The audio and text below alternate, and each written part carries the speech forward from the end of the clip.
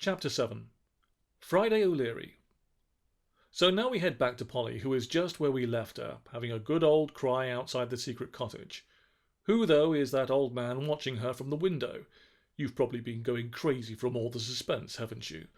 Well, you can breathe a sigh of relief because it is none other than Friday O'Leary, who is one of the heroes of this story.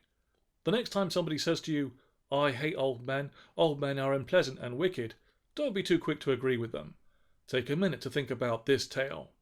All old men are unpleasant and wicked? That's nonsense, you will say. No, it's not, says this somebody, whose name is Anthony. Mr. Gumm's an old man, and he's a dreadful old shocker. That's true, Anthony, you say. And what about Billy William III? Says Anthony smugly. He's as horrible as Brussels sprouts. Well, you've got me there, you say. But, Anthony, you are forgetting about Friday O'Leary. He's an old man, too, and he's an absolute winner. Oh, I am so stupid. I forgot about Friday O'Leary, says Anthony. I am going away now to pay £200 to see a glass of water balanced on a horse's back. That's how stupid I am. And you will never be bothered by the likes of Anthony again. Just who was this O'Leary character, anyway? Not a lot was known about him because he was a mysterious sort of fellow, but I will tell you what I know, based on rumours, half-truths, and downright fibs. Friday O'Leary was as old as the hills and as wise as the hills, but not quite as tall as the hills. His bald head was covered in thick curly hair, and he had the normal number of legs.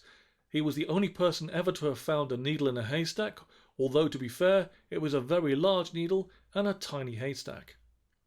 His favourite number was green, and his favourite colour was 26. He sometimes got his numbers and colours mixed up, and he owned the world's smallest collection of stamps, none at all. Oh, and one last thing. Occasionally, for reasons known only to himself, Friday O'Leary was shouted, "The truth is a lemon meringue," at the end of his sentences. Anyway, earlier that day, Friday had been sitting in his front room, playing the piano. He was playing a song he had written himself, called He Was Playing a Song He Had Written Himself, all about how he was playing a song he had written himself. He had also written a song called But He Wasn't Playing That at the Moment, but he wasn't playing that at the moment. He had just come to the final lines when the telephone rang. Friday ran to get it, but he was too late because it wasn't ringing in his cottage. It was ringing in Ethel Frumpton's house, 100 miles away. It was her friend Mavis on the line. "Hello, Ethel," said Mavis.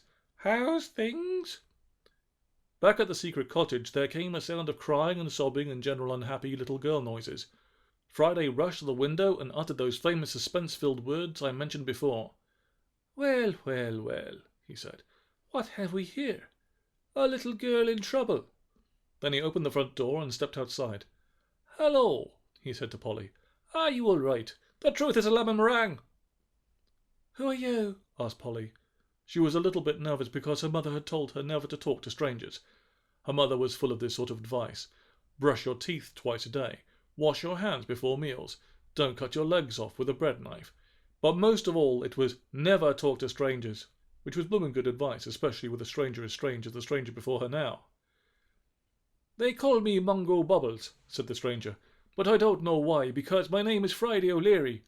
And then Polly knew it was all right because her mother had told her all about this remarkable man one stormy night. This is what her mother had said. "Friday O'Leary is a mysterious old man who lives in a secret cottage near the woods. No one knows exactly where it is, not even the Prime Minister. But if you are ever in dire need, you may find yourself there and he will help you with your problems. Friday O'Leary, I mean, not the Prime Minister." Then Polly had a thought. What if it wasn't really Friday O'Leary? What if it was a bad man pretending to be him? She remembered something else her mother had told her. Friday O'Leary can juggle 5 ping-pong balls and a banana, and he hardly ever drops them.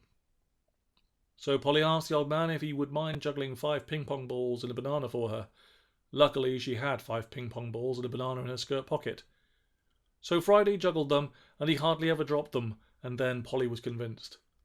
Suddenly the wood looked friendly and welcoming, and Polly saw how beautiful all the nature was, and how she probably wasn't going to be eaten by a flower or anything.